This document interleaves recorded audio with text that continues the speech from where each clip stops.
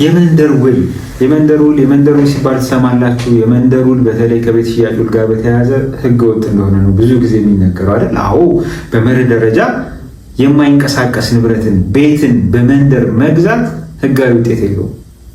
ዛሬ ግን የምነግራችሁ የመንደር ውል ቤትን መግዛትን በተመለከተ ህጋዊ የሚሆንባቸውን 6 አጋጣሚዎች የሰበር ውሳኔ ነው የምነግራችሁ። በተለያየ ጊዜ ሰበር የሰጣቸው ውሳኔዎች ናቸው። በእነዚህ ውሳኔዎችን ያልስማማም የማልስማማበትን ምክንያት ከዚህ በፊት ተናግሬ አውቃለሁ። ወደፊት ደግሞ ያልተስማማባቸውን ጉዳዮች እነግራችኋለሁ። ነገር ግን የሰበር ውሳኔ አስገዳጅነት ያለው ውሳኔ ስለሆነ ልታውቁት ስለሚገባ ነው የምነግራችሁ። የመጀመሪያው የመንደር ውል ቢሆንም ግራቀኛችሁ በመንደር ውሉ ከተማመናችሁ ሻጭ ከሆነ ማነው ገዢ መግዛቱን ሻጭ መሸጡን ካመነ ምንም እንኳን የመንደር ውል ቢሆንም ውልና ማስረጃ ባይደረግም ህጋዊ።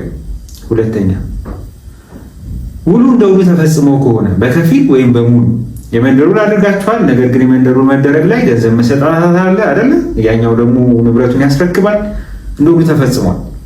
በሙሉ ላይሆን ይችላል። በከፊልም ቢፈጸም የመንደር ውል ከተደረገ ህጋዊ የሚሆንበት አጋጣሚ እንዳለ ይነግረናል ማለት ነው። ሶስተኛ አንዳንዴ የውልና ማስረጃ የሌለበት አገልግሎቱ የማይሰጥበት ወይ አገልግሎቱ በሆነ ምክንያት የቆመባቸው ሁኔታዎች በሚኖሩበት ጊዜ የመንደር ውል አድርጋችሁ ውላችሁም በውልና ማስረጃ ለማድረግ ተገቢውን ጥረት አድርጋችሁ ሳትችሉ ከቀራችሁ ይህንን በማስረዳት አሁንም የመንደር ውል ህጋዊ የሚሆንበት አጋጣሚ አለ። እነዚህን የሰበር ውሳኔዎች በኋላ በጽሁፍ አስገባላችኋለሁ። አራተኛ የሪል ስቴት ሽያጭ።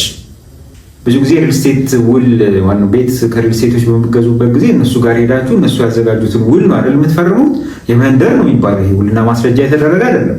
ይሄ በሚሆንበት ጊዜ እንዲህ አይነቱ አይነተኛ የማይንቀሳቀስ ንብረት ሽያጭ ውል ባለመሆኑ ምክንያት ይልቅንስ ገና ቤት ገንብቶ የማስረከብ ውል በመሆኑ ምክንያት ይሄም በመንደር ስለተደረገ ህገ ወጥ ነው አይባልም፣ ህጋዊ ነው።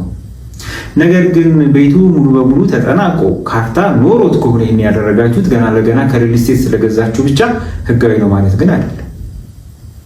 እንደዚህ በሚሆንበት ጊዜ አይ ውልና ማስረጃ ሄደን እንዋል ማለት አለባችሁ።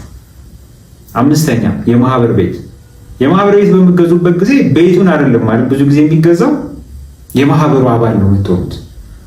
ስለዚህ አንድን ሰው ተክታችሁ ከዛ ሰው ነው መብቱን የምትገዙት። እንደ በሚሆንበት ጊዜ በተመሳሳይ በመንደር ውል ይደረጋል። ምክንያቱም ሙሉ አባል የመሆን ጉዳይ ጋር የተያያዘ ከሆነ አሁንም እዚህ ጋር ግን ማህበሩ አልቆ ጨርሶ ካርታ ወጥቶለት ቤቱ ተሰርቶ ከሆነ ከግለሰቡ ከሆነ የምትገዙት ግን አሁን በውልና ማስረጃ ማድረግ የሚገባችሁ መሆኑን ልትረሱ አይገባም። ሌላው